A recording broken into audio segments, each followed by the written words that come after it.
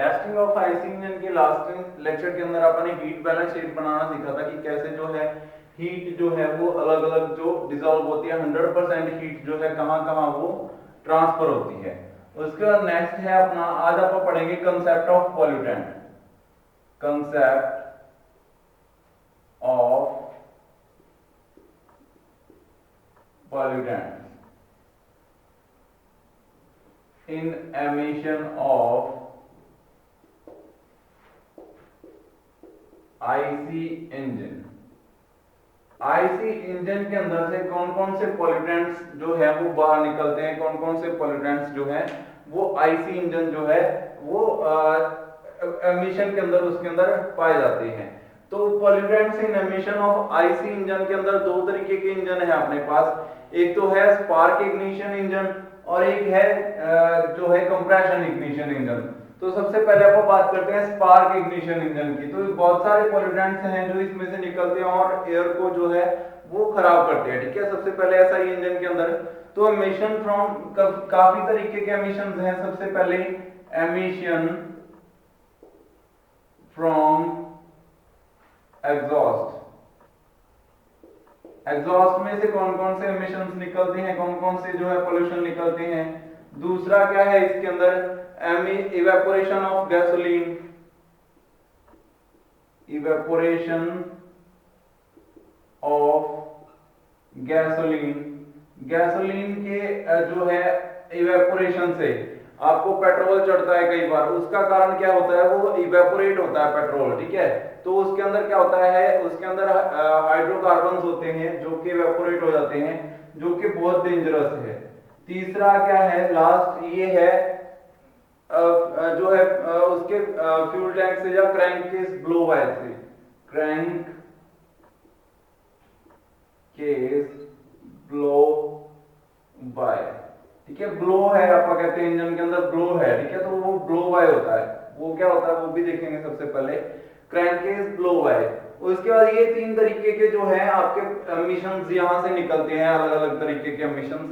सबसे पहले अगर आपका जो एग्जॉस्ट से है, एग्जॉस्ट के अंदर क्या होता है, गैसोलीन अगर प्योर कंबस्टन हो, if pure combustion takes place, pure combustion takes place, the chemical reaction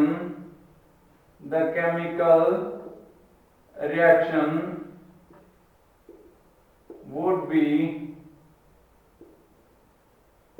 क्या होगा केमिकल रिएक्शन अगर प्योर कंबस्टन हो उस कंडीशन में, तो गैसोलीन जो है वो रिएक्ट करेगा ऑक्सीजन के साथ। तो 2C कार्बन यहाँ पे 8 इंटू H हाइड्रोजन 18 जो है उसको हीट के अंदर जब आप रखेंगे तो क्या होगा, ब्लास्ट होगा, जिसके कारण क्या निकलेगा, ऑक्सीजन कार्बन डाइऑक्साइड निकलेगी CO2, इसके निकलेंगे आपके 16 जो पार्टिकल्स इसके प्लस H2O वाटर, ठीक है, वाटर पार्टिकल्स निकलेंगे इसमें से। अगर प्योर जो है अपन कंबस्टन की बात करें, प्योर कंबस्टन अगर होता तो सिर्फ ये दो पार्टिकल्स निकलते, carbon dioxide and water particles, ठीक है।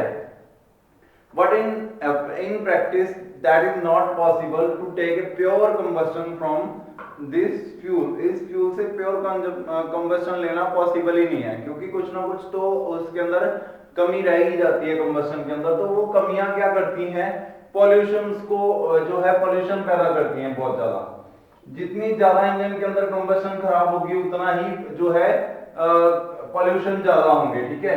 तो कौन कौन से तरीके के पॉल्यूशन यहां से निकलते हैं, सबसे पहले carbon monoxide, carbon monoxide, carbon monoxide CO, ठीक है। ये बहुत ही जो है खराब केमिकल है जो कि सेहत के लिए भी बहुत हानिकारक है। और ये क्यों निकलता है, इनप्रॉपर कंबस्टन के कारण, इनप्रॉपर कंबस्टन के कारण ये निकलता है कार्बन मोनोऑक्साइड, ठीक है। दूसरा कौन सा निकलता है इसमें से, हाइड्रोकार्बन, हाइड्रोकार्बन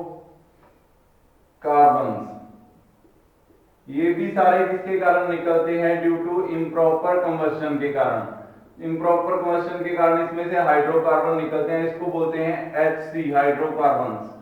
ठीक है, नेक्स्ट क्या इसमें से एमिशन होता है? Oxides of nitrogen, oxides of nitrogen. Nitrogen के ऑक्साइड भी इसमें से प्रोड्यूस होते हैं। तो ये भी क्यों होता है? इम्प्रॉपर जो कंबस्शन उसके कारण। ठीक है, NO2, oxides of nitrogen, NO2। ठीक है, ये निकलते हैं इसमें से। ये 3 तरीके के केमिकल्स निकलते हैं जो कि बहुत ज्यादा हानिकारक हैं एनवायरनमेंट के लिए, और इनको रोकना बहुत ज्यादा जरूरी है, लेकिन आप रोक नहीं पा रहे, लेकिन कम कर रहे हैं। जैसा कि मैंने आपको पहले बताया था कि जो है रिएक्शन से इंजन को और बेस्ट बना के उससे आप बेस्ट से बेस्ट रिजल्ट लेने की कोशिश कर रहे हैं, जिसकी हेल्प से ये जो सारे कार्बन या जो पॉल्यूटेंट्स निकल रहे हैं उनको कम करने की कोशिश की जा रही है। ठीक है, तो ये अपना जो है मोटिव है इसको कम करना। नेक्स्ट है जो अपन नेक्स्ट पढ़ते हैं एवेपोरेशन के बाद। अब क्या है इवेपोरेशन के अंदर? तो गैसोलीन क्या करता है? इवेपोरेट हो जाता है। Evaporate from tank, evaporate from tank, tank से डायरेक्ट इवेपोरेट हो जाता है, जिसके कारण क्या है बहुत सारे केमिकल्स जो हैं हाइड्रोकार्बन्स जो है उसमें से एमिशन होते हैं। हाइड्रोकार्बन्स के अंदर ये कन्वर्ट हो जाता है, इट इवेपोरेट्स इन हाइड्रोकार्बन।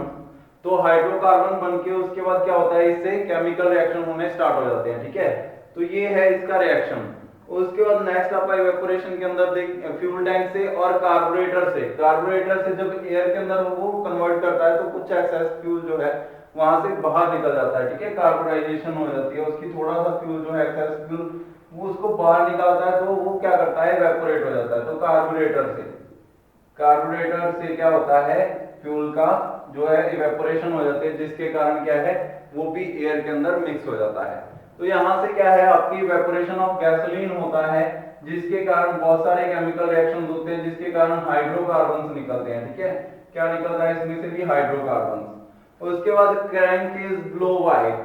अब क्या होता है जब इंजन जो है, इंजन के पिस्टन्स और जो उसके अंदर रिंग्स होते हैं उसको एयर को और पेट्रोल को ऊपर वाले हिस्से में रोकने के लिए वो थोड़े बहुत फ्रिक्शन को रिड्यूस करने के लिए थोड़े से साइज में कम बनाए जाते हैं सिलेंडर से, जिसके कारण सिलेंडर और उसके अंदर क्या होता है थोड़ा सा गैप रह जाता है। वो गैप क्या करता है ऊपर से पेट्रोल हाई प्रेशर के साथ क्रैंकेज में चला जाता है और इवेपोरेट होके क्रैंक का जो उसका सांस लेने के लिए उसके ठीक है उसके अंदर एक पाइप रखी जाती है, मतलब कि उसके अंदर एयर जो है वो कंटिन्यू इन एंड आउट होती रहे। जैसे जैसे उसके अंदर स्पेस बढ़ता है तो उसके अंदर और ज्यादा कोई चीज आती है तो उसको बाहर निकाल देता है एयर को। ठीक है, वहां पे एक पाइप लगी रहती है, ठीक है, जिसको बोलते हैं ब्रीदिंग पाइप।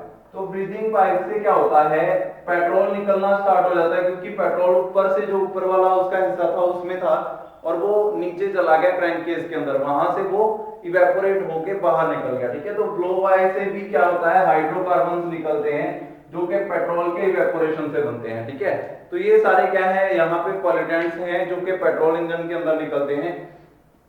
उसके बाद नेक्स्ट देखते हैं डीजल इंजन के अंदर। ठीक है, अब आपके पास दो तरीके के इंजन थे, दूसरा कौन सा था स्पार्क इग्निशन से, दूसरा कौन सा है कंप्रेशन इग्निशन, CI इंजन। ठीक है, जब जिसको बोलते हैं डीजल इंजन बोल सकते हो या CI engine, compression ignition engine. तो इसके अंदर कौन कौन से निकलते हैं? सबसे पहले सेम है कार्बन मोनोऑक्साइड, इसमें से भी निकलता है कार्बन मोनोऑक्साइड। ये क्यों निकलता है? वही सेम रीजन है, इम्प्रॉपर जो है CO इम्प्रॉपर एमिशन के कारण, इम्प्रॉपर इग्निशन के कारण वहां पे जो है कार्बन मोनोऑक्साइड निकलता है। इसमें से भी हाइड्रोकार्बन्स निकलते हैं, हाइड्रोकार्बन्स उतने नहीं निकलते जितने पेट्रोल इंजन से निकलते हैं, लेकिन इसमें से भी हाइड्रोकार्बन्स HC निकलते हैं। ठीक है, और कौन से इसमें से ऑक्साइड्स निकलते हैं नाइट्रोजन के, same NO2, CO2 and CO and NO2 nitrogen oxide के जो है वो पार्टिकल्स निकलते हैं इसमें से सेम टू सेम। ठीक है, और क्या निकलता है एल्डिहाइड्स एंड अदर एमिशंस, इसमें से एल्डिहाइड्स भी निकलते हैं। ठीक है, hides and aldehydes and other emissions. तो इसमें से एल्डिहाइड्स भी निकलते हैं जो कि एक्स्ट्रा है पेट्रोल इंजन से, ठीक है। तो अब क्या है एमिशन नॉर्म्स, कौन कौन से एमिशन के ऊपर कंट्रोल रखने के लिए गवर्नमेंट ने जो है बहुत सारी जो है चलाया हुआ है कि अपने क्या है एमिशन नहीं होने देना इतना, ठीक है। तो एमिशन नॉर्म्स के नाम से उसको जाना जाता है, एमिशन नॉर्म्स। ये क्या करते हैं, एमिशन नॉर्म्स क्यों होते हैं, ये डिसाइड करते हैं कि कितना पोल्यूशन जो है एक इंजन फैला सकता है, कितना पोल्यूशन उसको अलाउड है, ठीक है। तो एमिशन कैसे अपन इसको जो है एक इसके लिए 3 तरीके के जो है नॉर्म्स अपन ने बनाए हुए थे। सबसे पहले अपन कौन से नॉर्म्स यूज करते हैं, अपने यहाँ पे यूरोपियन कंट्रीज के नॉर्म्स हैं, वो नॉर्म्स वो अपन ने लागू किए हुए हैं, ठीक है। यूरो 1, यूरो 2 ये उनके नॉर्म्स थे पेट्रोल को जो है पेट्रोल और डीजल इंजन के लिए कि यहां से इतना एमिशन हो सकता है, उससे ज्यादा नहीं होना चाहिए, ठीक है। यूरो 1 यूरो 2 नॉर्म्स थे। 1999 के अंदर यूरो 1 लागू किया गया और 2000 के अंदर यूरो 2 लागू किया गया, ठीक है। ये दोनों अपने इंडिया के अंदर लागू किए गए, ठीक है। तो अब यहाँ पे क्या है, अपने पास क्या है नॉर्म्स ये सारे थे। उसके बाद आप देखते हैं कि अब अपने पास पॉल्यूशन कंट्रोल कैसे होता है, कौन कौन से आपके पास जो है चीजें हैं जिसके कारण आप पॉल्यूशन को कंट्रोल करोगे। सबसे पहले देखते हैं अब पेट्रोल और डीजल के लिए डिफरेंट जो है चीजें यहाँ पे अपने पास अवेलेबल हैं कि कौन सा पेट्रोल के लिए कितना एमिशन है और डीजल के लिए कितना एमिशन है और कौन सा एमिशन जो है वो कितना रहना चाहिए। तो सबसे पहले अपने पास है कार्बन मोनोऑक्साइड, ठीक है। और उसके बाद नेक्स्ट है HC hydrocarbon plus NO2 nitrogen oxide, ठीक है। ये दोनों कितने होने चाहिए, NO जितने भी इसके ऑक्साइड्स हैं सारे आगे NO, ठीक है, सीधा लिखता हूं मैं। नेक्स्ट है आपके पास एक्स्ट्रा कोई भी जो है पार्टिकल, ठीक है, पर्टिकुलर मैटर्स कुछ भी हो सकती हैं जो कि एमिशन में से निकलती हैं। तो ये दोनों तरीके के हैं पेट्रोल के लिए एंड डीजल के लिए। Petrol diesel, petrol and diesel, ये इनके लिए है स्पेशल, ठीक है, सबके लिए। तो पेट्रोल के अंदर कितना एमिशन हो सकता है, सबसे पहले अपन देखते हैं कि 1996 के अंदर जो रूल्स थे, उसके बाद यूरो 1 के अंदर जो रूल आए और उसके बाद यूरो 2 के अंदर जो रूल आए, ये 3 तरीके के रूल्स हैं अपने पास, ठीक है। तो 1996 के अंदर पेट्रोल के लिए क्या था, 8.68 से लेके जो है पेट्रोल के अंदर 12.40, ये क्या होना चाहिए, कार्बन मोनोऑक्साइड होनी चाहिए, कहते ग्राम्स पर केजी, इतने ग्राम जो है होनी चाहिए थी। ये भी HCV क्या है, ग्राम्स पर केजी के अंदर है, ये PM भी क्या है, ग्राम्स पर केजी के अंदर है, ठीक है। इतने ग्राम होनी चाहिए 1 केजी के अंदर, इससे ज्यादा नहीं होनी चाहिए। और डीजल के अंदर कार्बन मोनोऑक्साइड कितनी होनी चाहिए थी, 5.7, ये रूल बनाए गए ताकि पोल्यूशन को कंट्रोल किया जा सके। ऐसे ही डीजल के अंदर जो है HC कितनी होनी चाहिए थी, डीजल के अंदर होनी चाहिए थी 5.7 सॉरी 3.00 टू 3.46, ठीक है। ये क्या होनी चाहिए थी, 4.36 सॉरी HC होनी चाहिए थी, ठीक है। और पेट्रोल के अंदर, डीजल के अंदर कितनी होनी चाहिए थी, 2.2, ठीक है। और जो पर्टिकुलर मैटर्स थी तब कैलकुलेट ही नहीं की जाती थी, ऐसा कुछ पता ही नहीं था कि ऐसी चीज भी उसमें से निकलती है। यूरो 1 पता तो था, मतलब कि इतना इफेक्टिव है, इतना जो है एनवायरनमेंट को खराब कर रहा है, उस चीज के बारे में नहीं सोचा गया उस टाइम पे। उसके बाद यूरो 1 जब बनाया गया रूल, तब क्या किया गया, इसको कम कर दिया गया 3.16 पर CO को, ठीक है, कार्बन मोनोऑक्साइड को पेट्रोल इंजन के अंदर कितनी रहनी चाहिए, 3.16, और डीजल इंजन के अंदर भी सेम कर दिया गया 3.16। नेक्स्ट क्या था, HC एंड NO कितना होना चाहिए, 1.13, दोनों के अंदर कॉमन कर दिया गया, इससे ज्यादा नहीं होना चाहिए, ठीक है, 1.13।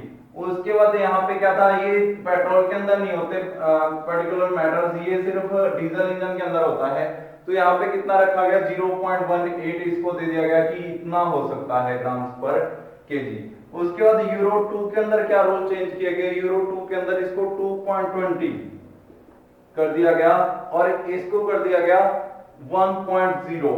ठीक है, मतलब इससे ज्यादा हो ही नहीं सकता, डीजल के अंदर 1 पॉइंट रहना चाहिए। और HC एंड NA 0.50 कर दिया गया इसके अंदर पेट्रोल के अंदर, और डीजल के अंदर इसको कर दिया गया 0.70 टू 0.90। ठीक है, इस बार क्या होगा, डीजल के अंदर ज्यादा होगा, पेट्रोल के अंदर बिल्कुल कम कर दिया गया इसको। और क्या है, जो पर्टिकुलर मैटर्स हैं उसको भी कम किया गया, 0.08 से लेके कितना हो सकता है अब 0.10। ये क्या है अब का जो, सॉरी यूरो 2 का रूल्स है।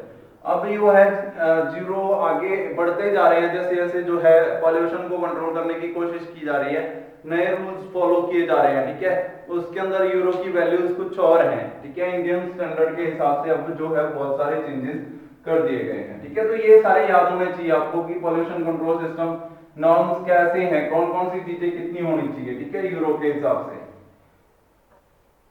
नेक्स्ट आता है एमिशन को कंट्रोल कैसे किया जा सकता है, कौन कौन सी चीजें हैं जो आप कर सकते हो। Method of reducing pollution in IC engine, methods of reducing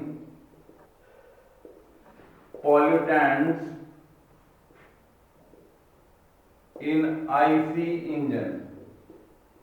IC engine के अंदर पॉल्यूटेंट्स को रिड्यूस करने के लिए क्या क्या किया जा सकता है। तो सबसे पहले तो बेसिकली आप कंबस्टन चैम्बर को अच्छा बना सकते हैं। ठीक है, मॉडिफिकेशन ऑफ कंबस्टन चैम्बर करके आप इसको और ज्यादा बेहतर बना सकते हैं। तो सबसे पहले मैं लिखता हूं modification of engine design, modification of engine design, design के अंदर आप कुछ ना कुछ चेंज करके इसको और ज्यादा बेहतर बना सकते हैं। ठीक है, दूसरा क्या किया जा सकता है इसके अंदर, मॉडिफिकेशन ऑफ इंजन डिजाइन के बाद जो है आप इसके अंदर treatment of exhaust product, treatment of exhaust product कर सकते हैं। जो एग्जॉस्ट निकल रहा है उसको ट्रीट किया जाए, treatment of exhaust product, exhaust product के ऊपर कुछ ना कुछ ट्रीटमेंट किया जाए जिसकी हेल्प से उसको और ज्यादा अच्छा बनाया जा सके, एग्जॉस्ट में से कार्बन मोनोऑक्साइड जैसे पार्टिकल्स ना निकले, ऐसा कुछ किया जाए। ठीक है, उसके बाद क्या किया जाए, उस पॉजिटिव क्रैंकेज वेंटिलेशन, पॉजिटिव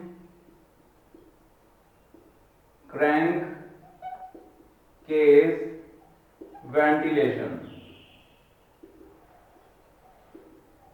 पॉजिटिव मतलब के अंदर से बाहर की ओर ना आए, वेंटिलेशन बाहर से अंदर की ओर जाए सिर्फ। ठीक है, तो उससे क्या है, इवेपोरेशन के अंदर कमी आ जाएगी, इवेपोरेट होना कम हो जाएगा। नेक्स्ट क्या किया जा सकता है, फोर्थ इसके अंदर एग्जॉस्ट एमिशन कंट्रोल सिस्टम लगाया जा सकता है, exhaust emission control system. Exhaust emission control system लगाया जा सकता है जिसकी हेल्प से जो है एमिशन के ऊपर बहुत ज्यादा कंट्रोल किया जा सकता है।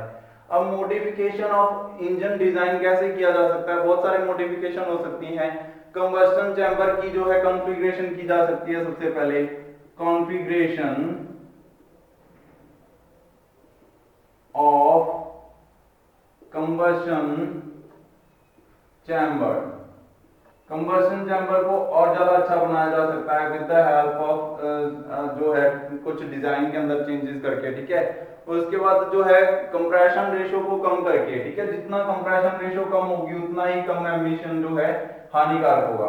Compression ratio reduction, compression ratio को रिड्यूस करके भी अपन क्या कर सकते हैं, एमिशन के ऊपर कंट्रोल कर सकते हैं। टाइमिंग बहुत ज्यादा इंपॉर्टेंट है, अगर सही टाइम पे जो है स्पार्क नहीं होगा तो ब्लास्ट सही से नहीं हो सकता। ठीक है, तो उसके लिए क्या कर सकते हैं, आप टाइमिंग को सही कर सकते हैं और ज्यादा। और modified induction system, modified induction system जो है, इंडक्शन सिस्टम जो उसके अंदर ब्लास्ट के लिए सिस्टम है उसको मॉडिफाई किया जा सकता है कि कैसे जो है उससे बेस्ट रिजल्ट लिए जा सकते हैं। ठीक है, और मैंने आपको बताया इग्निशन टाइमिंग तो बहुत ज्यादा इंपॉर्टेंट है, सारी चीज टाइमिंग के ऊपर है।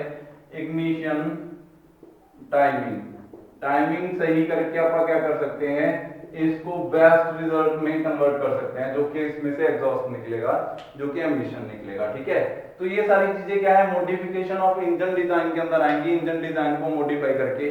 उसके बाद ट्रीटमेंट जो है उसके अंदर क्या किया जा सकता है, एक तो उसके अंदर आफ्टर बर्नर होता है, ट्रीटमेंट ऑफ एग्जॉस्ट प्रोडक्ट को कैसे किया जा सकता है, treat after burner. After burner ये क्या करता है, और ज्यादा बर्न कर देता है। अब कुछ बर्न, हाफ बर्न जो है एयर उसके अंदर से बाहर निकलती है, एयर एंड उसका सॉल्यूशन जो कि ज्यादा हानिकारक है, अगर उसको बर्न कर दिया जाए, कार्बन डाइऑक्साइड में कन्वर्ट कर दिया जाए, फिर वो कम खतरनाक हो जाएगा। तो ये किया जा सकता है एक तो। ठीक है, उसके बाद और क्या किया जा सकता है, एग्जॉस्ट मैनिफोल्ड रिएक्टर्स आते हैं। ठीक है, और कैटालिटिक कन्वर्टर। ठीक है, कैटालिटिक कन्वर्टर ये एक डिवाइस है जो कि उसको कन्वर्ट कर देती है, जो है अच्छे प्रोडक्ट के अंदर कन्वर्ट कर देती है, जो कि खराब उसमें से पॉल्यूटेंट्स निकल रहे हैं उनको कम कर देती है बेसिकली। ठीक है, तो ये सारी चीजें आप कर सकते हैं ट्रीटमेंट ऑफ एग्जॉस्ट प्रोडक्ट के अंदर। नेक्स्ट पॉजिटिव क्रैंकेज वेंटिलेशन, मतलब कि वेंटिलेशन को पॉजिटिव कर लिया जाए, वन साइडेड कर लिया जाए, उसके अंदर से जो है वेपर बाहर ना निकले, तो ये भी जो है पॉसिबिलिटी है। उसके बाद एग्जॉस्ट एमिशन कंट्रोल सिस्टम, ये एक सिस्टम है जिसके अंदर बहुत सारे सेंसर्स आते हैं, बहुत सारी डिवाइसेस आती हैं जो कि एग्जॉस्ट के लिए ही, ट्रीटमेंट के लिए ही काम करती हैं। ठीक है, तो इसके अंदर बहुत सारी चीजें आ जाती हैं, जैसे कि इंजेक्शन कब जो है कनेक्ट होना चाहिए, एग्जॉस्ट कब होना चाहिए, फीडबैक कंट्रोल आ जाता है, एयर इंजेक्शन कंट्रोल आ जाता है, फीडबैक कंट्रोल करता है ये, फीडबैक कंट्रोल कि कितना जो है एयर उसमें से निकल रही है, कितना पोल्यूशन निकल रहा है। ठीक है, ये फीडबैक होगी उसकी। Air injection control, injection control, ये सारी चीजें किसमें आती हैं, ये सारी चीजें आती हैं एग्जॉस्ट एमिशन कंट्रोल सिस्टम के अंदर। ये डिवाइस है, ठीक है, इससे ये कंट्रोल किया जा सकता है। और exhaust gas recirculation, exhaust gas recirculation, इसको बोलते हैं EGR, एग्जॉस्ट गैस रीसर्कुलेशन। जो एग्जॉस्ट में से गैस निकल गई बाहर, ठीक है, उसके अंदर कुछ ना कुछ ऐसे पोल्यूटेंट्स हैं जो कि दोबारा बर्न हो सकते हैं, तो उनको एज ए एयर फिर से यूज किया जाता है। ठीक है, तो जिसके कारण वो और ज्यादा बेनिफिट देते हैं इंजन को, और उनमें से कार्बन डाइऑक्साइड में कन्वर्ट होने की जो है वो भी ज्यादा हो जाती है। ठीक है, ये क्या करता है, थ्रॉटल कंट्रोल करता है। थ्रॉटल कितनी होनी चाहिए, थ्रॉटल कंट्रोल, अचानक से स्पीड अप करते हैं इंजन की, तब जाके ज्यादा पॉल्यूटेंट्स निकलते हैं इंजन में से, तो ये सारी चीजों को कंट्रोल करता है जो है emission control system, exhaust emission control system. ये है, ये यूज करते हैं व्हीकल्स के अंदर, ताकि उसके अंदर से पॉल्यूशन जो है वो कम किया जा सके। ठीक है, तो ये थे पॉल्यूशन के बारे में बहुत सारे जो अपन ने पढ़ा है। ठीक है, नेक्स्ट के अंदर आप पढ़ेंगे कि अब अपने पास कौन से ऑप्शंस हैं जो कि आप फ्यूल की तरह यूज कर सकते हैं। ठीक है, तो अब आपको पता है कि ये तो सारी चीजें क्या होगी, ये सारी चीजें आपके लिए बेनिफिशियल थी, लेकिन अब जो है इनके अंदर क्या है, पॉल्यूटेंट्स की जो मात्रा है वो बहुत ज्यादा इंक्रीज हो चुकी है, और अब अपने को चाहिए कुछ ना कुछ अल्टरनेटिव्स। तो अल्टरनेटिव फ्यूल्स कौन कौन से हैं वो अपन नेक्स्ट लेक्चर के अंदर पढ़ेंगे। आज के लिए इतना ही, थैंक यू।